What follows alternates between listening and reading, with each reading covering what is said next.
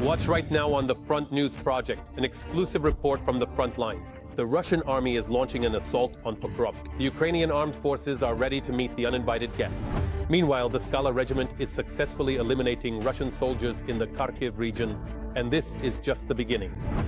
Hellish shelling of Kyiv, Debryza, Porozhye, hundreds dead. The Kremlin maniac will answer for everything. Fiery, intense, and blazing footage from the front lines. Watch right now. This is the fourth year of the full-scale war that Putin's Russia started on Ukrainian soil. The Ukrainian armed forces continue to heroically defend not only their homeland, but the entire civilized world from the aggression of Kremlin war criminals. Greetings. This is Front News. I'm Vladimir Timoshenko. For the next 30 minutes, you'll get the truth about the war, brought to you by our journalists from the hottest combat zones. So are you ready? Then let's begin.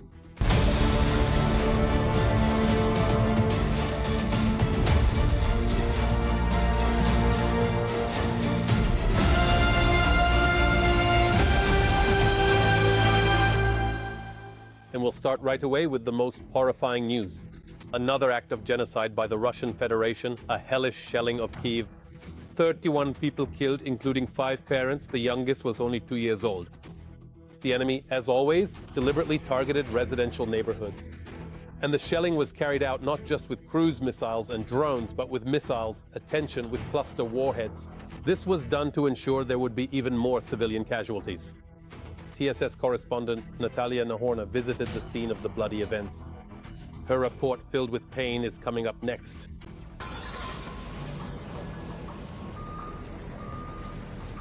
This is one of the impact sites in the Sviatoshinsky district. An entire section of the building was destroyed here.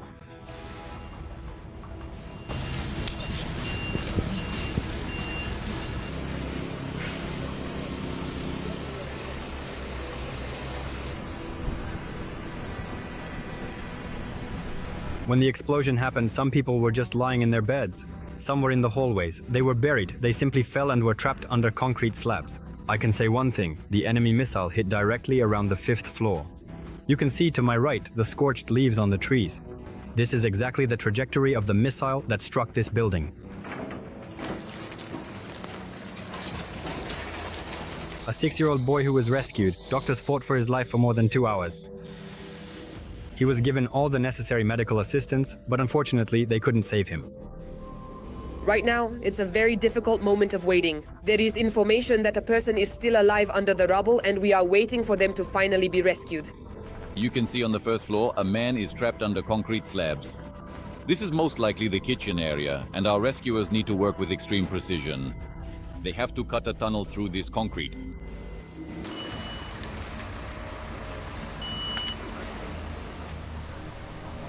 Kyiv is once again shrouded in smoke with a huge number of ambulances.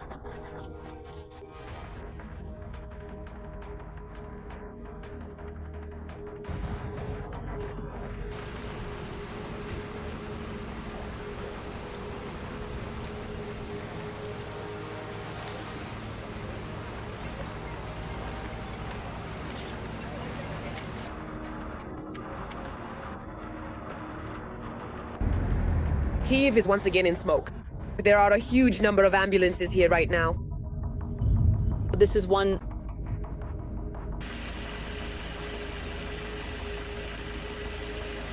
of the buildings in the district that suffered perhaps the most damage.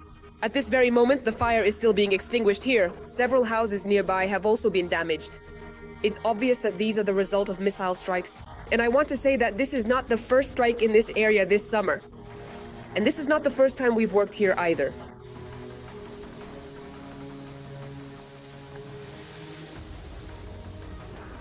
This is my apartment, our apartment.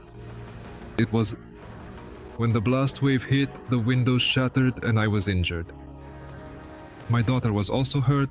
She was taken to the hospital. They're stitching up her wound.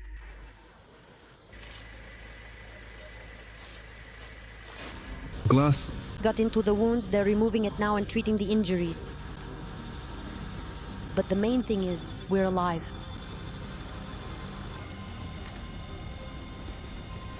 Over the course of the night, the capital experienced 3 air raid alerts. First there were Shaheds, the second time missiles, and the third alert passed without any attacks. But it did, however, temporarily halt the crucial work of clearing the extensive rubble and diligently rescuing the injured, at least for a significant while.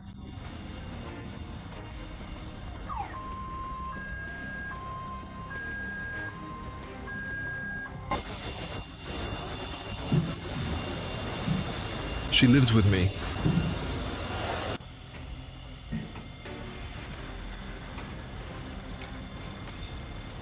On it! One of these buildings that was damaged last night, there's a symbolic drawing. A Neptune missile striking a Russian warship, the Ukrainian flag, still standing. Right now, we can hear the sound of a helicopter over Kyiv. They had to bring in special equipment again to put out the fire.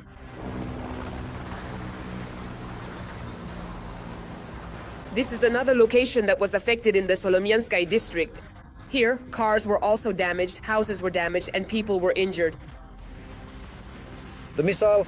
The impact came from that precise direction, right into the very roof structure. There are absolutely no apartments left intact. Everything within the building has been completely destroyed. All the windows, the doors, the walls, absolutely everything has been obliterated. The roof of the building was practically blown off.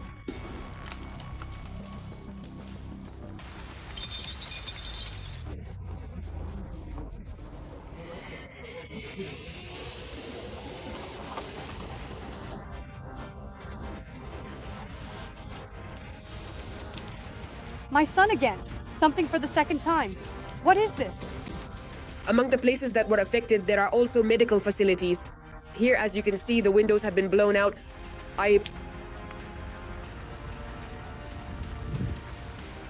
I'm disabled, and by the time I put on my prosthetics, I had just returned from the war. I came home, and now this has happened. The total number of injured individuals and those who have died in Kyiv continues to tragically rise.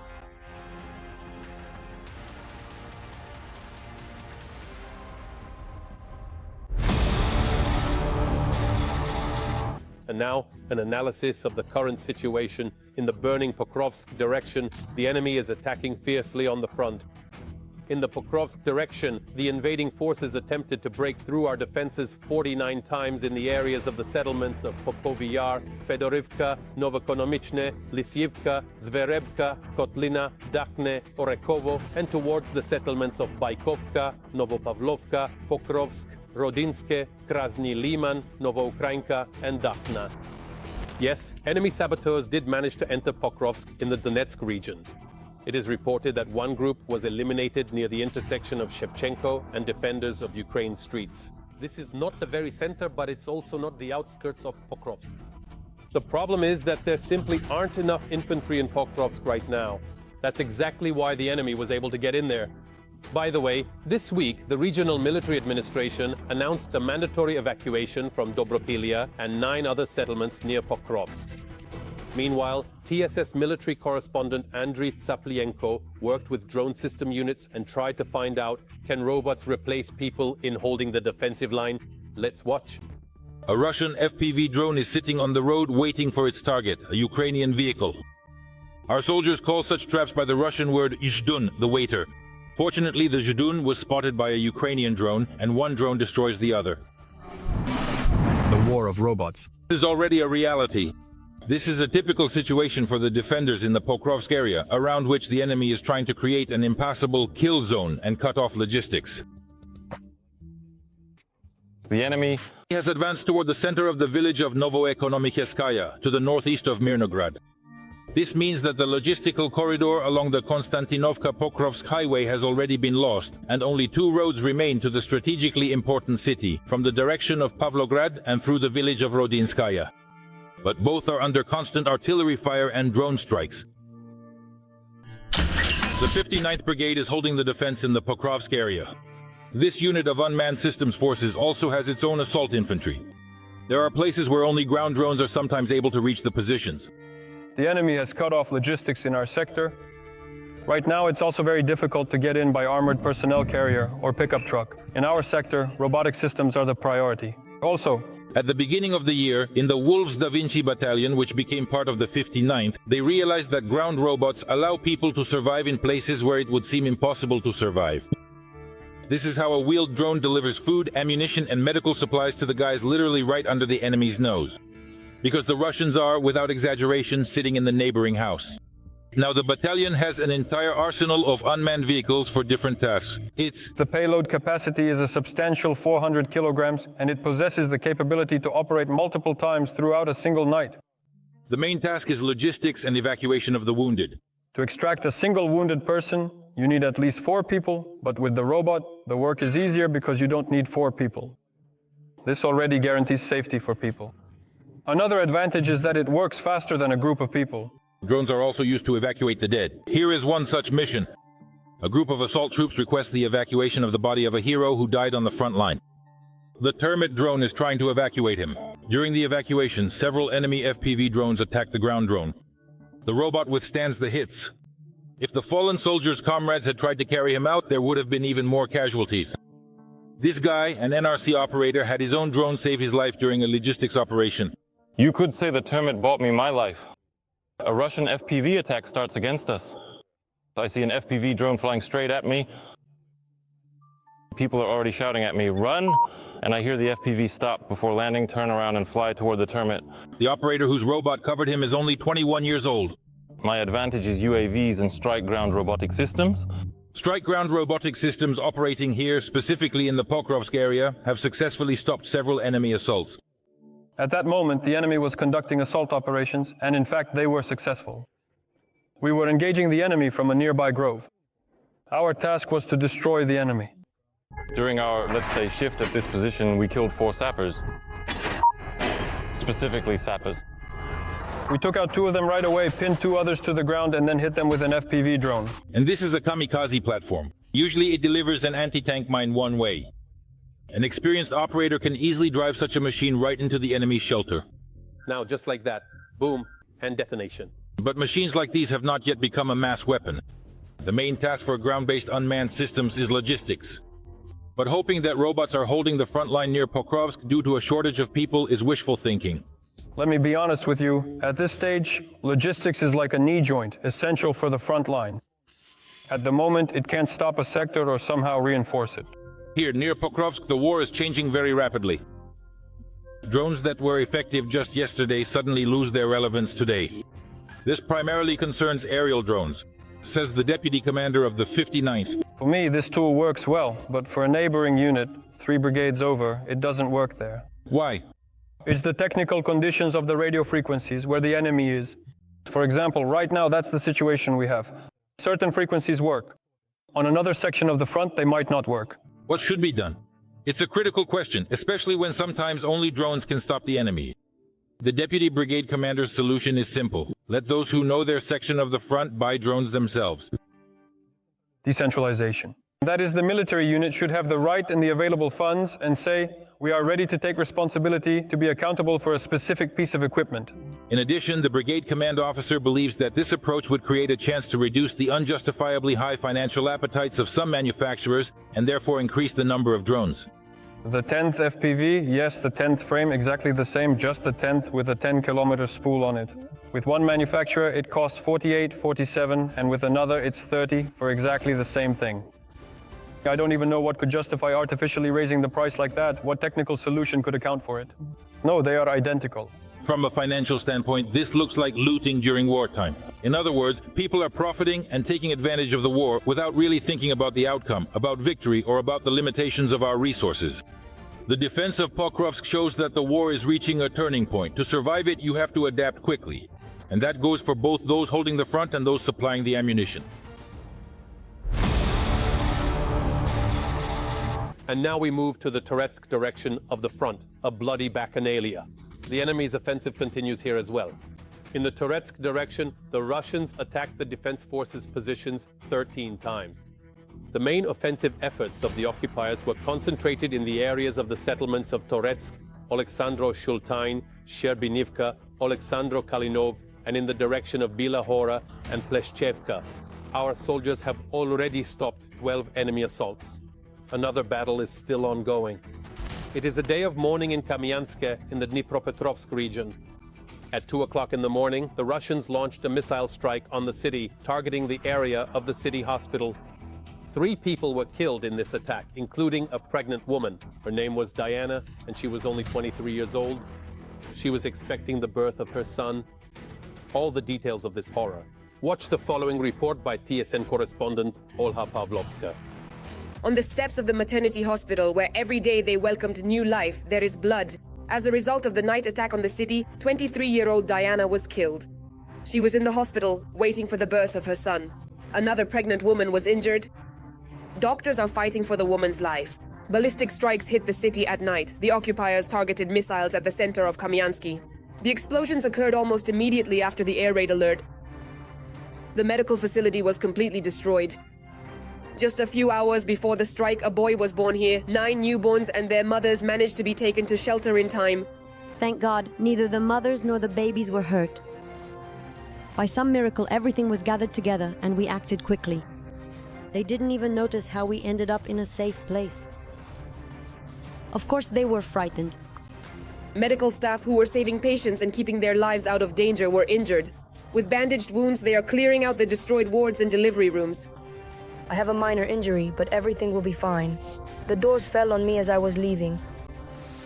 There are cuts on my hands and legs, but it's nothing serious. Another victim was an elderly man in the neighboring therapeutic building. He was in the palliative care unit. The patient's relatives say that many patients simply didn't have time to hide. He turned away because he was paralyzed. His right side wasn't moving. And so everything fell on him. From the ceiling, from the windows, he was terrified after his stroke. In total, there were about 100 people in the medical facilities that night. 5 people were injured. Here, offices and wards are destroyed. Medical staff are sorting through the damaged property. The oncology dispensary department was hit very hard. All the offices were damaged, all the windows were blown out, the ceilings collapsed, and the doors were torn off. In total, windows were blown out in about 50 houses, with more than 300 windows shattered to pieces. It was a nightmare. The explosions were so loud it was unbelievable. Glass was flying everywhere. May it come back to him 1,000 times over. In addition, 2 school buildings, 2 kindergartens, and 2 more of our medical buildings, the children's clinic and the dermatovenerologic dispensary, were also damaged. Patients from the affected medical facilities have already been transferred to other departments. These premises are no longer suitable for providing care.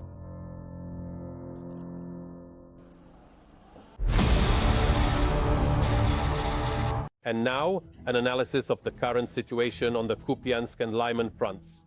The Russian world continues to destroy, kill, and maim here as well. On the Kupiansk front, the enemy carried out 5 offensive actions against the positions of our defenders in the areas of the settlements of Kondrashivka, Zarizova, and towards Kupiansk.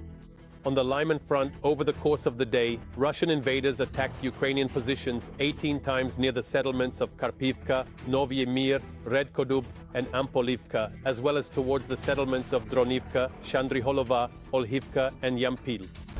Yes, the occupiers have managed to advance on the Zaporizhzhia and Donetsk fronts, but at the same time, the Skala regiment is successfully eliminating Russian soldiers in the Kharkiv region.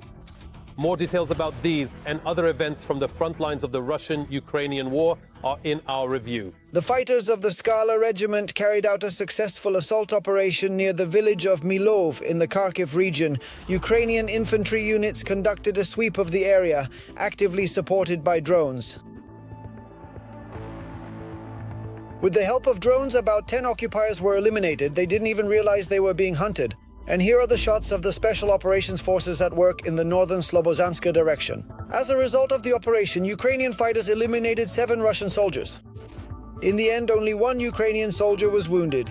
In Russian public forums, people are complaining that the Ukrainian armed forces are achieving significant success in the Sumy direction and that something needs to be done. In the Kursk region, the Ukrainian armed forces continue to push deeper into our territory from Novi Put.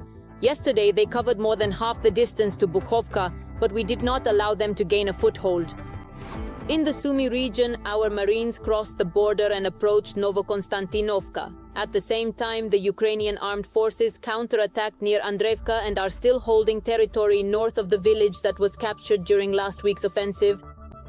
The situation is much more alarming in the Donetsk region, in the area around Pokrovsk. Reuters reports that Russian forces have broken through the defenses of Pokrovsk and have entered the city for the first time. Over the past several months, Ukraine has eliminated 1,000 Russian soldiers in the area of the frontline city of Pokrovsk, using small drones equipped with bombs to tie down numerically superior forces. However, Russian troops are now gradually advancing in their summer offensive, during which they have probed for weak spots in Ukraine's defenses, and last week some Russian soldiers entered the city for the first time. Ukrainian military officials are warning of the risk of encirclement near Pokrovsk and Myrnohrad.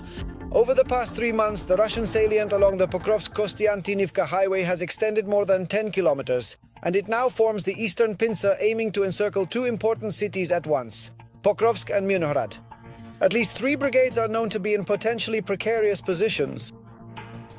We risk losing the people who have been holding back the enemy for almost a year in this direction. We fear that everything could end up like it did in Vuhledar and Avdiivka, when we held on until the very last moment and as a result lost both the cities and the people.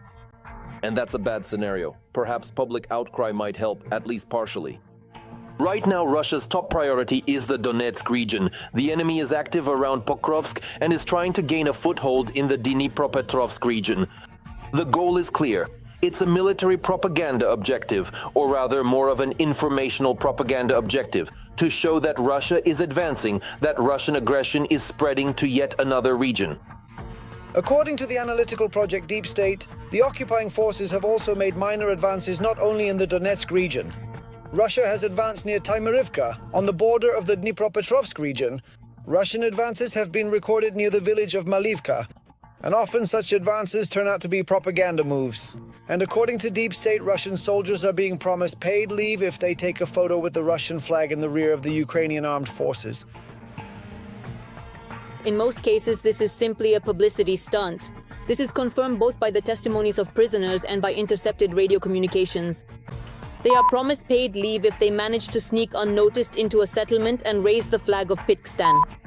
For example, this was the case with Malievka in the Dnipropetrovsk region. The task was set as infiltrating the area past the positions of the defense forces, then entering the village and raising the flag. After that, they pull back and go on leave.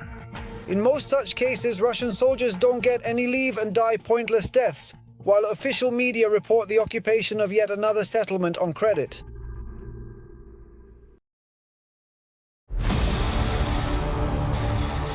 Now let's analyze the situation on the Novopavlivka and Huliaipole fronts. The enemy is becoming more aggressive here as well. On the Novopavlivka front, the aggressors attacked 22 times in the areas of the settlements of Zaporizhzhia, Kamar, Perebudova, Podubna, Malievka, Fedorivka, Shevchenko, and Novopilia. Our defenders have already successfully repelled all enemy attacks. On the Huliaipole front, Ukraine's defense forces repelled one enemy attack near the settlement of Malinivka. The enemy carried out an airstrike on the settlement of Bilohirya.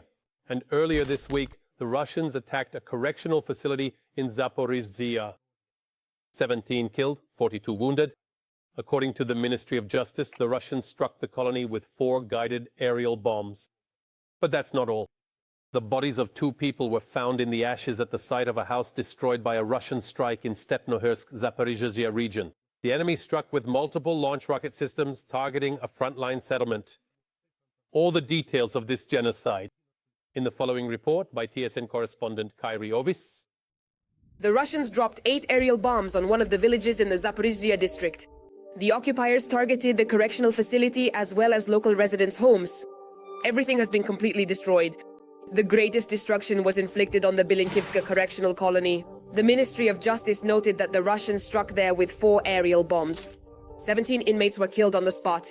More than 40 others were injured. They required hospitalization.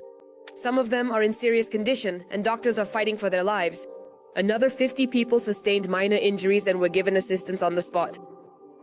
2 bombs hit the inmates' dining hall. One struck directly at the inmates' living quarters, where the highest number of casualties occurred. It was a hellish night, say the residents of Bilinkove. The Russian terrorists also targeted private homes with aerial bombs. Galina still can't recover from the shock. With tears in her eyes, she shows the destroyed house to the news crew. If I hadn't gone into the kitchen, of course I would have been hurt. The glass would have shattered on me, maybe even my heart would have given out. I don't know. It hit so hard over there. It was a nightmare, a destroyed house. How is this even possible? A Russian aerial bomb landed right in Nadezhda's garden. The woman and her husband moved from their frontline village to their children in Zaporizhia, and she learned from neighbors that her house had been destroyed. She said that over the weekend they managed to take the refrigerators and washing machine out of the house. The only thing they didn't manage was to wait for the harvest in the garden. There were tomatoes, girls, there were so many. Cucumbers and carrots had just started to appear, and this is all that's left. Everything burned down, only ashes remain. And what do you plan to do with the house now? What can I do with it? Let another one hit and destroy it completely. What can I do? I don't have the money to rebuild it. People are sweeping up the debris, and the strikes were so powerful that about 100 houses and social infrastructure buildings in the village were damaged. They came in pairs. There were a lot of them. The first two strikes were so loud that the houses even shook. Windows and doors were blown out. And we also have damaged windows and doors in the educational institutions. That's the Belenkovsky Lyceum and Leader and the Devozvid Kindergarten. Also, 7 windows were damaged in the hospitals and 3 apartment buildings. An attack like this is a first. Really, this was the first time. We still don't know the total number of damaged houses because reports keep coming in. Due to difficulties with communication, people are being asked to send SMS messages to my phone number or to the village council's phone number. At the moment, a special commission is working to document the damage. Charitable organizations have already arrived in the village to provide assistance to those affected, including distributing plastic sheeting and plywood so people can cover their windows and roofs. That's all for today, but very soon on the Front News program, there will be new, unique material from our journalists reporting from the hottest spots of the war, gathered so that you know the truth. This was Volodymyr Timoshenko with you. Take care of yourselves and your loved ones.